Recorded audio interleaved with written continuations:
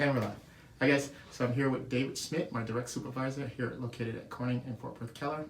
Full disclosure and disclaimer, because of intellectual property that Corning owns and possesses, that we cannot discuss certain things in this interview. But other than that, we're just going to have a go at it. So, Dave, how are you? Good. All Good right. afternoon. Good. Thanks for having the opportunity to do this. So we're just going to get right into the questions. So this is basically an interview about leadership, and you have many, many years of leadership here at Corning. And so the first question would be, what is it like working for a communications company and being in leadership? Well, first of all, Corning is an awesome communication company. We, like one of our mottos says, we communicate or we connect the world. So Right. with fiber optics and that kind of stuff. So pretty honored to be able to work with a company like that and be part of the management team here. Excellent. Excellent. And the next question would be the corporate structure. I know that there are different corporate structures, whether it's functional, multivisional, or divisional hierarchical structure. I think Corning is kind of a combination of the divisional and hierarchical because there are different divisions of Corning, Yep. and obviously the hierarchical as we move up. So in your opinion, would you say for Corning, specifically what we've been doing for the last 150 years, how do you see it as being efficient and effective? So it is divided up divisionally. We are a global communications company, so being a global company, we do span across the world. In China, U.S., Brazil, you can name it. We are in footprint within the company, so we are everywhere. Divisionally, it is set up by basically the processes. So one of them might be manufacturing the cable. The other one's manufacturing the connectors that go to the cable. Some of it the glass, vials, car. So we have our hands in just about everything. Yeah, definitely. I think that's the case, and I've been fortunate to be here for the last 6 years. In fact, what you don't know is that Dave got me here, so that's a good thing. I can say, just from doing the daily work that I do here under you, that we're multicultural, and it's obviously a global company. And what do you think some of the problem areas, and you're definitely going to know some of the problem areas when it comes to working with multicultural workforce and some of the things that we do? Well, globally, it can be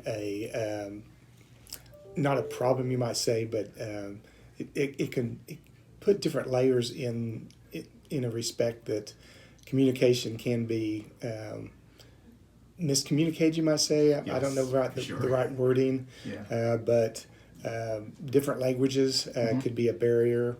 Different time is definitely a barrier. So to be able to work together in those situations, we got to be very flexible and very understanding as well.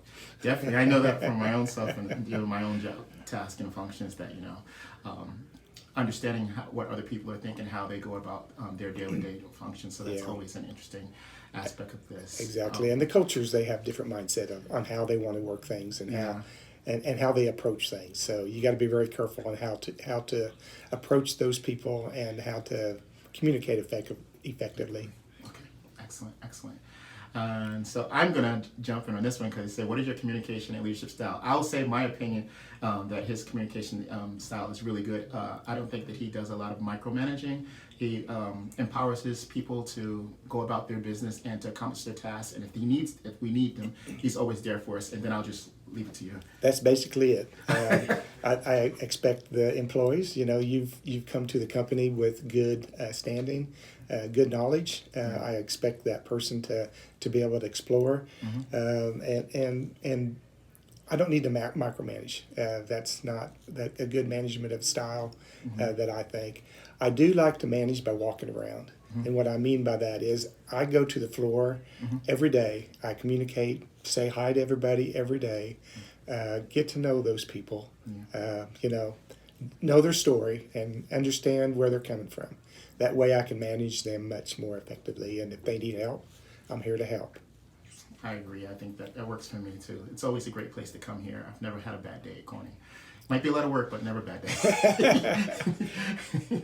So I guess question number 5 is you actually answered how do you encourage quality and performance. So I'll skip to 6, and you actually answered that too. So 7 would be, what is the workplace environment like in a company like this? Could you expand on that? Work Um, environment, like getting along together, or Yeah, I think the whole dynamics, like from like when I started work, I started on the ground floor. Yeah. So I started in the shipping and receiving, and then I moved up into quality, and then eventually into more shipping and receiving, then here in planning. And I do think that for the working hand to hands with the production of the cables, that was a different work environment in contrast to working in an office where you're actually dealing with people from all over the world. Where I had a specific group that I saw every day, and I had to deal with that kind of environment. Where now, as even though it's a specific group, but you're dealing with people from, like you're saying, Rio de Janeiro. You're dealing with people in Reynosa. You're dealing with people in Budapest. You're dealing with people in Charlotte. And so that dynamic, what's it been like for you in your career? I really enjoyed it. I mean, I got to know a lot of people. Some of my best friends are, overseas. What is very fun and interesting is when you actually get to meet them face to face. That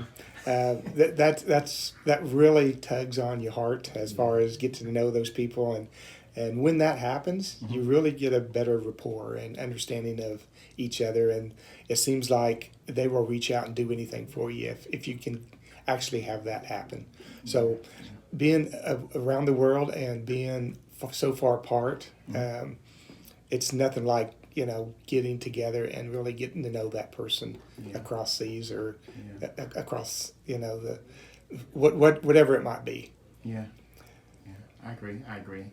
Going over the computer doesn't really work for me. It's a way to communicate, but it has barriers.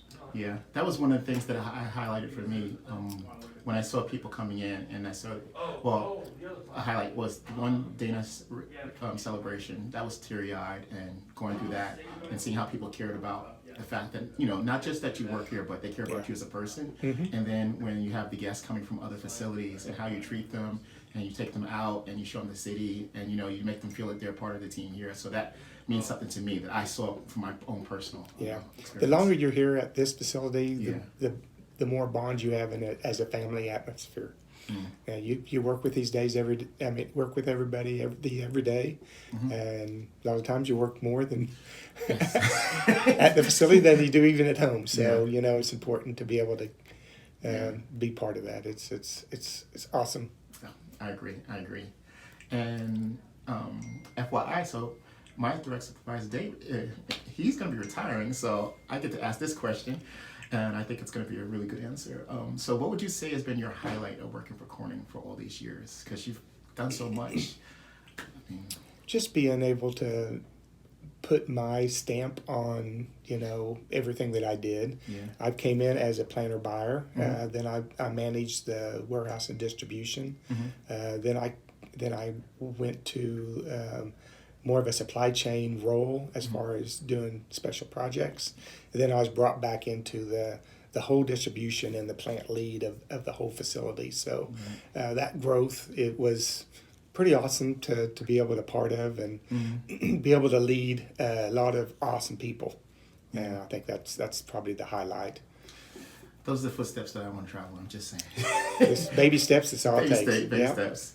So, would you say that Corning is the leading spearhead for communications in the world going forward? No doubt. Yeah.